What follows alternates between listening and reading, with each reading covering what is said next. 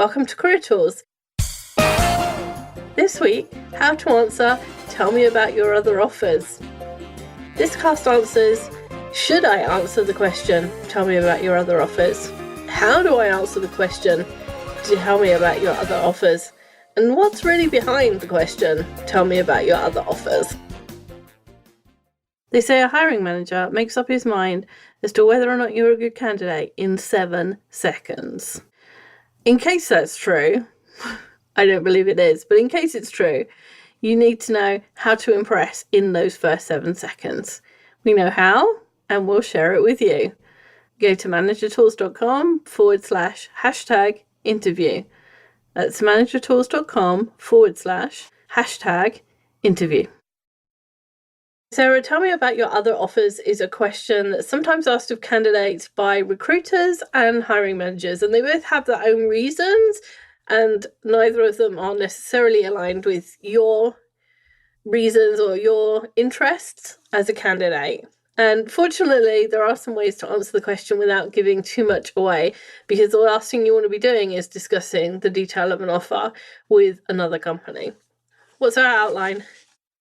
All right, number 1, don't answer the question. Number 2, deflect. Number 3, don't get into the details. And number 4, don't be tricked. There are a lot of don'ts in this cast. Don't do this, don't do that, don't do this. The answers kind of come in a series, so you might only get to the don't answer step. You might not get through to not giving the details. A hiring manager might move on when you say, I'm not going to discuss that with you or whatever, which we're going to tell you what to say in a minute. You might need to go all the way to number 3, especially if you have a persistent recruiter, because it's really in the interest of a recruiter to find out what offers are out there in the market. And so they might be a bit more persistent. So it depends. You might get away with just not answering. You might have to go all the way to not giving the details. Honestly, there is no obligation for you to answer this question. You don't owe the answer to the hiring manager. He wants to know, right, where to pitch any offer that he makes, how in demand you are, and as Wendy said, for competitive research circumstances. The question isn't the only way to get those answers, though, for them. And answering it here, it's not in your best interest, so don't do it. And that said, if you want to answer, there's nothing to stop you either. The information isn't generally used to your advantage, so we're going to advise against it, but in the end, it's your choice, and you can use one of the answers that we're going to give to you. And if you do answer, you don't have to give any depth. There's no obligation for you to give them the details, or even say more than, I have a couple of offers. Every time you give more detail, every time you give an answer that has something in it that the hiring manager can hook themselves onto, you invite more questions, which we're going to talk about in a minute. But every time you invite more questions, you're making this piece of the interview last longer, and it's not about your skills, so you don't want that. Right. And when we say don't answer, we don't mean that you say in an abrupt tone without smiling. I'm not answering that. Right? You're not a politician denying a story. You're a candidate that wants a job. Okay? The politician, they already got voted in. You didn't get voted in yet. So, in this moment, even with an unwelcome and uncomfortable question, you're still demonstrating your fitness for that job. And although the hiring manager, the recruiter, they want an answer to the question, like everything else, it's a test of your ability to answer questions which are unwelcome and uncomfortable. Like I always say, get used to and embrace the awkwardness. Yes. Since it's a useful skill in any role.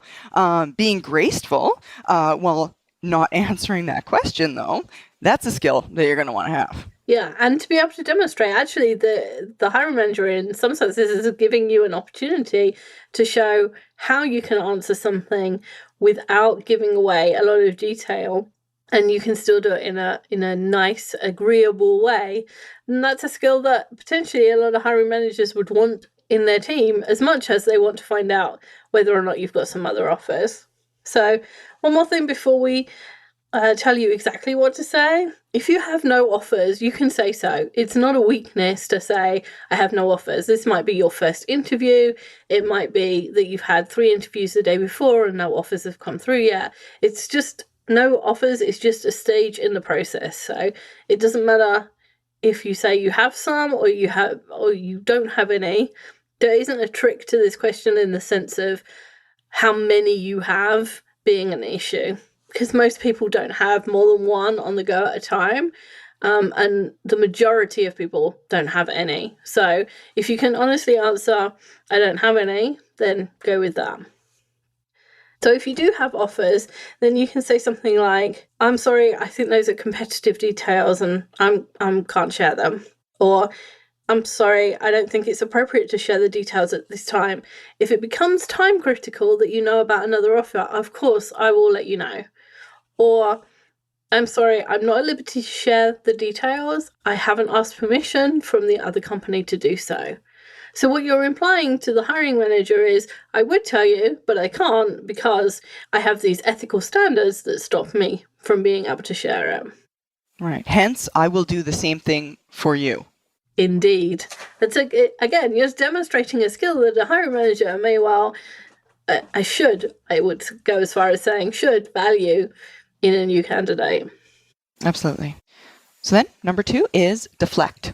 So if you're asked again, you can use a deflection. Now, if you prefer to give a more full answer than not answering at all, you can answer this first. However, be warned, by giving a longer answer, you're giving hiring managers and recruiters more to pick on. Okay, you be the hiring manager, I'll be the candidate. All right. So tell me about your other offers. I have 3 offers which I'm considering. Oh, really? What firms? Comparable ones to this. And the jobs? Oh, comparable to this one. All right. Could you hear it in her voice? She was smiling that whole time. By answering, it's as if you signal a willingness to start a conversation. And despite the fact that you're answering in statements, which don't usually signify a conversation, the hiring manager could continue asking questions to create one. Yeah, so basically every time you say something, there's an opportunity for the hiring manager to ask another question. And every time he asks a question, you feel obligated to answer it. And you're really, like I said earlier, you're really prolonging this part of the interview. That is something that you don't want to do. An interview should be 90% of it. You want it to be about your skills and demonstrating the things that you've done in the past that you'll do for this company, the ideas that you have, the traits that you have, all the things that they want. That's what you want the interview to be about. You don't want it to be about other offers, because a company really should be hiring you for you. They hire against a standard. That's what we recommend during the interview conference, the Effective Interviewer Conference. You don't hire people against one another. So you don't look at the 5 people that are coming to you as candidates and say, oh, I'm going to have the best one. Because if the best one doesn't meet your standard for being good at the job, then you really should pick no one, because having the wrong person in the seat is way worse than having an empty seat. So if you're interviewing with a good company, they should be interviewing you against their standard.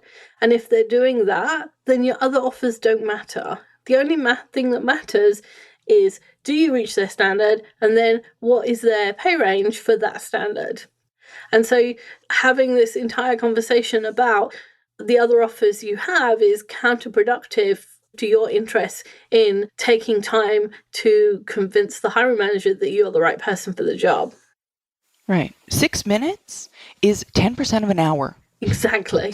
The more time that you waste, the worse off it is for you. They're making it into a race, like Wendy said, as opposed to measuring you to standard. And if you want to prove you meet that standard, you got to use every minute you have. Yeah, exactly. Now, it's important when you use this answer, you have to keep smiling. You could hear it in Wendy's voice when she was answering. She was smiling, right? In general, not answering a question or deflecting a question, it's seen as rude, right? We don't like doing it. It's uncomfortable for us. People don't like the deflection necessarily, so you need to use every other form of communication that you have at your disposal. So your tone, your body language, your facial expression, to express warmth and agreeableness to counteract that negative impression. Yeah, just think of the people in Downton Abbey who say the worst insults with the biggest smiles on their faces, because then they can't be called rude and they can get away with insulting people. So you'll notice that I use the word comparable a lot. So the words comparable and similar are your friends, because if you think of a series of jobs that you may take as only salary, so there's 5 jobs and they pay 1,000, 2,000, 3,000, 4,000, and 5,000 a month. It's easy to say, well, you want to take the one that's 5,000 a month. But if you consider them as a whole, as the job, the opportunities, the people you're going to work with, the commute, the flexible time, working time, the PTO, all of this stuff that goes into whether or not a job is a good job, then you can't compare just the salary. You're taking it as a whole. And the whole is very personal to you. What one person might consider a reasonable commute is what other people will say, no way, I could never do that. There's plenty of people who commute for 2 hours, and I would not be able to do that. And so if somebody offered me a job of 5,000 and I had to commute 2 hours, and the alternative was 3,000 and I had a 10-minute commute, I would take the job for 3,000 because I prefer a smaller commute. So if you think of the job in that way as a whole and not as a salary, then the hiring manager, there's no point in him knowing the salary, because that's not how you're comparing the jobs. So if he says, I need to know the salary so that we can offer you more, well, it doesn't matter what they offer you relative to someone else in terms of salary, because it's not that you're considering, it's the whole thing. Every offer that you get has pros and cons, and you're considering it as a whole, and therefore the hiring manager knowing a salary from another job is kind of irrelevant, because it's not going to help you choose. And that's why comparable works, because comparable describes that kind of bigness, the indescribables that make a job good or bad. And by saying comparable, you say, look, it's similar, but there aren't enough things that are the same for me to make a direct comparison. So that's why comparable works. Then, don't get into the details. Getting into details might not be helpful, but it doesn't mean that a recruiter or hiring manager isn't going to try to get them. When they ask, tell me about the details, and it's followed by a non-answer or a deflection by you, it's time to be a little bit more blunt with your words, but not with your tone or with your facial expressions. You need to make it clear that you're not going to answer their question while still keeping the candidate's demeanor of enthusiasm, energy, and warmth. Say, I don't think that'll be helpful. It's an oranges to apples comparison.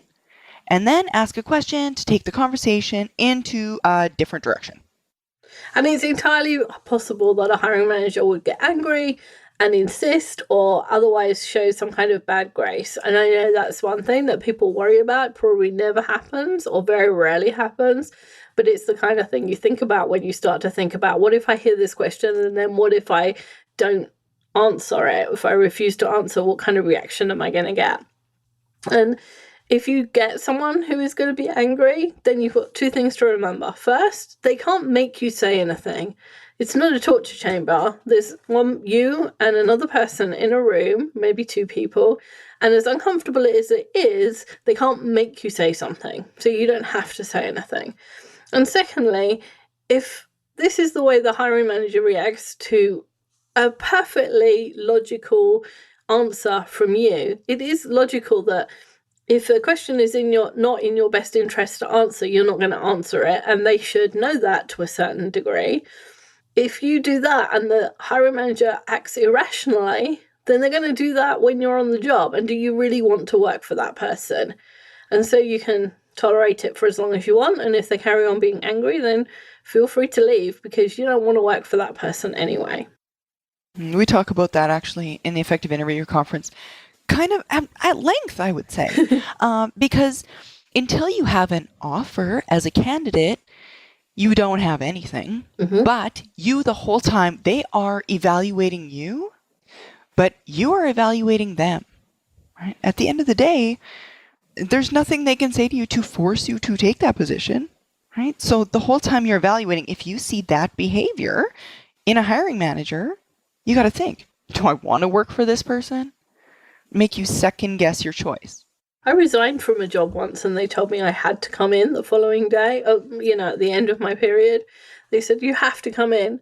I was thinking, what are you going to do? Like, come to my house and let me out the door? That's not going to happen. I've given you my notice. I don't think I'm coming in. And, if you can come out of a little bit of the emotion and think, look, rationally, what are they going to be able to do? The answer is nothing.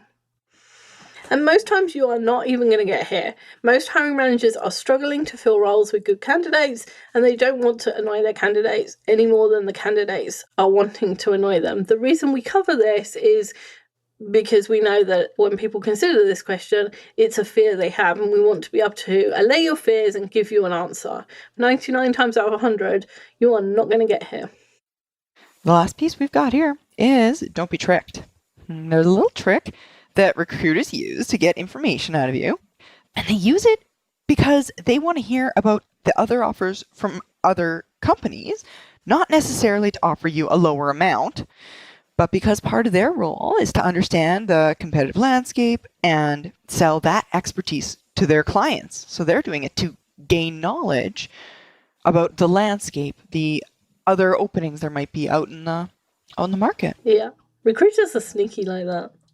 What they'll sometimes do is say something like, oh, we want to make sure that this company gives you an offer fast enough, or we want to make sure that this is a better offer than other companies. And of course they do, but they want the information too. The way to handle this is, again, to take it away from salary and taking it away from timing, and to go back to the idea that we talked about before of a job offer being a total package. You can tell them, I'd be happy to hear your best offer.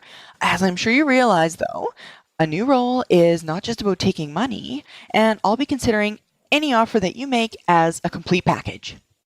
Easy, that one. And most recruiters are pretty persistent. You might have to say it again. They're hired to be persistent. They are. That's what their job is. There's a lot of people who think that recruiting is about matching people in companies and making sure that both ends are happy. It's not at all. It's a sales job, and it's all about making the client happy. And as a candidate, you're not the client. And lastly, this is not an opportunity for you to play multiple offers against each other. If you're in that situation with a hiring manager and he says, okay, tell me about your other offers, and you inflate one of your offers by 20 grand, hoping that he'll go over that, it's possible that you just talked yourself out of the job because whatever number you just said is higher than his top rate for that role. And it's not ethical for you to inflate an offer or invent one so that the hiring manager has something to compare to and it reflects you in a positive light. You don't want to say, I have 3 offers and they're 50, 60 and 70,000 in the hope that they're going to give you 80 and actually 2 of those offers don't exist. It's unethical. If you're found out, that's not good for you, and it's not good for your conscience either. So don't do that. Playing offers against each other, you just rarely win as a candidate. There's too many places, too many people who can just say, well, I'm not going to play this game, and you lose offers because of it. So don't do that. Being dishonest is easy, but keeping it up in the long run is not worth it. Yeah. It's so difficult. Oh, what a tangled web we weave. Yeah, exactly. What did I tell them? I can't even remember. Yeah, no, it just makes it easier. Just tell the truth. Hiring managers and recruiters will ask this question, and you have to answer it, and you certainly don't have to give specifics. And it's almost never in your interest, and it's not about the money anyway, right? Absolutely. Thanks, Sarah. Thanks, Wendy. Have a good day. Bye, everyone. Thanks, everyone. Hope that was useful. We'll see you next week. If you enjoyed this podcast and you want the how-tos of management wherever you are, check out the free Manager Tools mobile app. It's available on both iOS and Android devices. Go to the Apple Store or the Google Play Store and download the Manager Tools app. Just search for Manager Tools in the respective store, or go to the Manager Tools website, www.manager-tools.com, and you'll find the links on the bottom of the homepage. Once you've installed the Manager Tools app, you'll have access to all the Manager Tools and Career Tools shows anytime, anywhere you want. With easy searching of podcasts by category, using the map of the universe, or using built-in search functions, it couldn't be easier. Additionally, if you're Manager Tools personal licensee, you'll have easy access to all the show notes right from the app whenever you want. Go to the App Store and download the Manager Tools mobile app You'll be happy you did.